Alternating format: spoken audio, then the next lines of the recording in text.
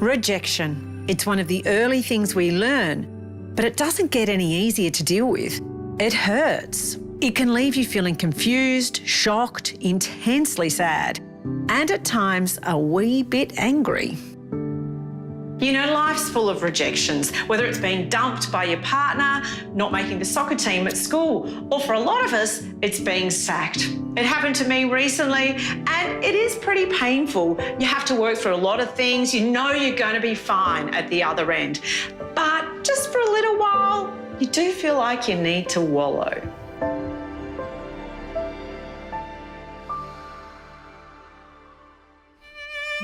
Sure, I spent a bit of time on the couch, had a glass of wine or two to ease the pain. But I also spent some quality time with friends.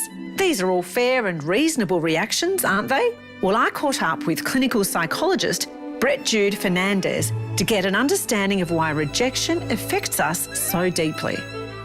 Well, humans are social animals, and at the core of being social and building relationships is about acceptance. In fact, with what we have found, at least what research has shown us, that rejection, which is a form of, say, abandonment or neglect, is more damaging than acute abuse. So psychologically, rejection is the same as being cut out of a relationship, and at the core of it being told you're not good enough. It's really important to let yourself feel what you're feeling, because that in itself is what we need to work with. Nothing ever good in life comes from everything being rosy. Yeah, sure, your boss told you this. Yeah, sure, your Tinder date didn't super like you and you did it to them. Whatever it is, you have a chance to look at yourself and think about, okay, how can I do things better? How can I do life better here? It's going to take time. In the end, it comes down to how we handle rejection. We can let it defeat us, or we can see it as a great opportunity. Some of the world's most successful people have been rejected. Elvis Presley was told to go away and learn to drive a truck. J.K. Rowling had 12 publishers reject her with Harry Potter. And Oprah Winfrey was told that she's too emotionally connected to her stories to be a journalist. All rejected, and aren't we glad that they were? One lady who'd had her life flipped on its head at the age of 52 is Jane Turner.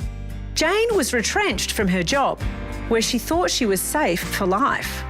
I was in the public service my whole life, so I'm a person with a high value on security.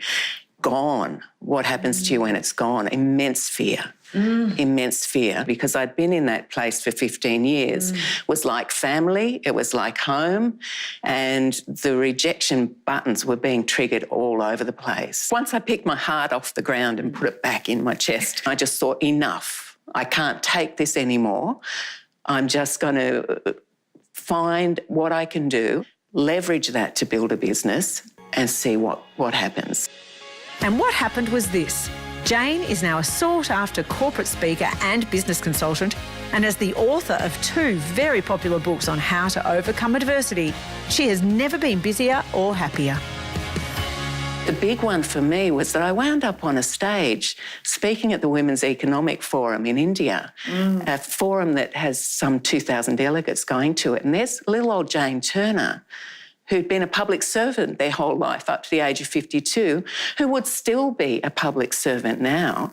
But would I be as alive now? Absolutely not, Jo.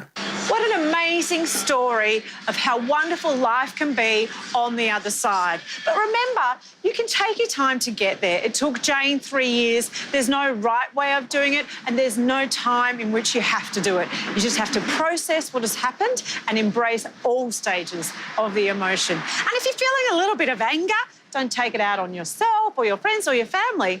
You could do something like this. This is Fury Yoga. Hell hath no fury like a woman scorned, right?